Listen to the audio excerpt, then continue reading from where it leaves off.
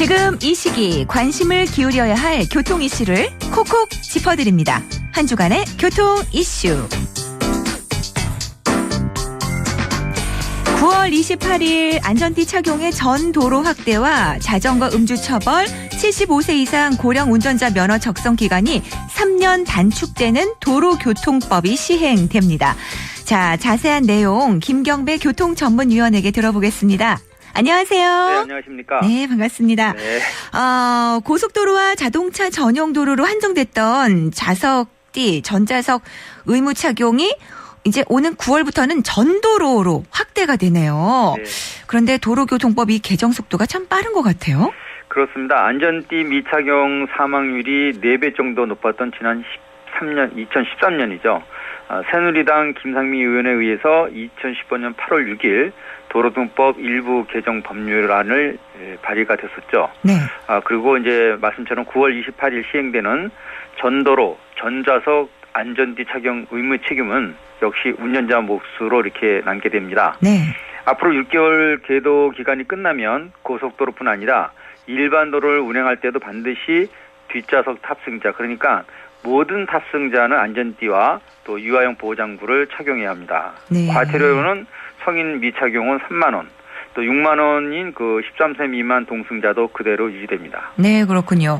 이제 그럼 대중교통에서 그 탑승자에게 안내만 하는 게 아니라 이제 착용 자체로 강화가 되는 것이죠? 맞습니다. 지금은 운전자가 승객에게 안전띠 착용을 안내했다면 과태료를 부과하지 않는 이 규정도 시행규칙도 곧 개정이 될 것 같습니다. 네네. 하지만 안전띠가 설치된 차만 적용된다는 예외 조항이 있기 때문에 출퇴근 입석이 많은 시내버스를 대상에서 뺐습니다. 또 하나는 교통범칙금과 과태료 체납 운전자는 앞으로 그 국제운전 면허증을 발급받을 수 없는 제도도 6개월 후 같이 시행되겠습니다. 아, 그렇군요. 예전에는 그 승용차 뒷좌석 안전벨트가 이제 가로로만 지지되는 이점식이었는데 네. 예, 참 많이 달라졌죠. 그리고 안전띠, 좌석 안전띠 착용 의무화가 도대체 언제부터 시작됐는지 그 역사도 궁금하네요. 네, 1980년 고속도로에서 2011년 자동차 전용도로 착용 의무화가 확대됐는데요. 네. 2015년도만 해도 운전석과 조수석만 해당된다는 이런 법규와 또 제도 정보, 또 홍보의 이런 부족 잔재로 인해서 안전의식도 낮고 또 잘 지켜지지가 않았었죠. 그리고 말씀처럼 그 1300cc급이 주중을 이루던 1990년대 뒷좌석에는 앞좌석과 달리 양쪽 골반만 잡아주는 버스 같은 이점식 타입이었습니다. 때문에 사고가 나면 오히려 장파일로 죽는 이런 피해가 생겼고요. 네네. 그리고 상체가 앞좌석과 충돌한 등의 피해가 컸습니다. 예. 당시 제가 주최했던 세미나 현장에서 아들을 잃은 아버지의 절규를 직접 본 그 국토부가 정말 발빠르게 3점식으로 대처를 했고요. 네네. 그런데 이제 버스는 아직까지 복지 부동인 상태입니다. 아, 이점식 타입이 많이 위험하군요. 네.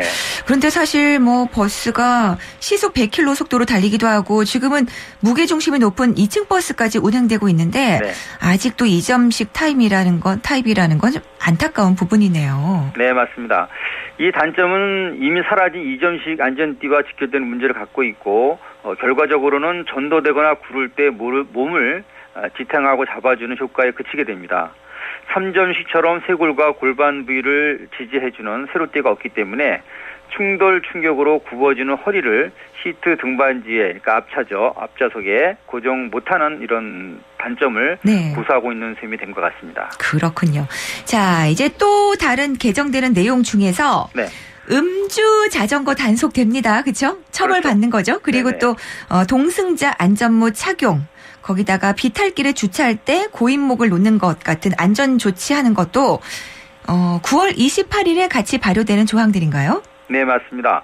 자전거는 자동차처럼 일제 단속은 없을 것 같고요. 네. 단체로 이동하는 동호회 위주로 시행이 될 것 같습니다. 네. 자전거 사고는 몸으로 그 사고 충격을 완축시키는 만큼요. 안전보호장구, 특히 동승자에 대한 안전보호 착용도 중요한데 아쉽게도 처벌 규정은 없다고 합니다. 아하. 하지만 언덕 같은 경사지에 주정차할 때는 반드시 그 고인목을 받치도록 하고요. 아니면 그 도로 가장자리로 부를 때 걸릴 수 있도록 조향축을 돌려놓는 것과 또 미이행에 대한 범칙금이 부과될 것으로 보입니다. 아, 이제 비탈길 주차할 때도 고인모 그리고 또 방향을 도로 가장자리 쪽으로 하는 거 요거 꼭 지켜야 되겠습니다. 네. 자, 그리고 또 선진국일수록 고령 운전자에 대한 고민이 많기 때문에 다양한 검사가 이루어진다고 하는데요. 네. 우리나라도 이제 인지능력 검사 시기를 앞당기는 제도가 도입되는군요. 그렇습니다. 2018년부터 75세 이상 적성 검사 주기가 기존 5년에서 3년으로 이제 단축이 됩니다. 네. 또 신규 면허를 따거나 적성 검사 때도 고령 운전자 맞춤형 교통안전 교육을 이수해야만이 취득과 갱신되는 운전 가능성 판단이 추진된다고 합니다. 네. 그리고 노인과 교통약자 원동기, 그러니까 뭐 이렇게 자전거 같거나 또 이렇게 휠체어 같이 생긴 것들이요. 네. 이 보도 통행에 관대했던 규정도요. 이제는 이제 전기 자전거까지 통행을 금지하게 되는데요. 보행인, 특히 그 어린이와 노인 보행 안전이 우선이라는 개념으로 바뀐 이 개념은요. 28일 이미 시행이 되고 있습니다. 그렇군요. 오늘도 소식 잘 들어봤습니다. 고맙습니다. 네, 감사합니다. 네.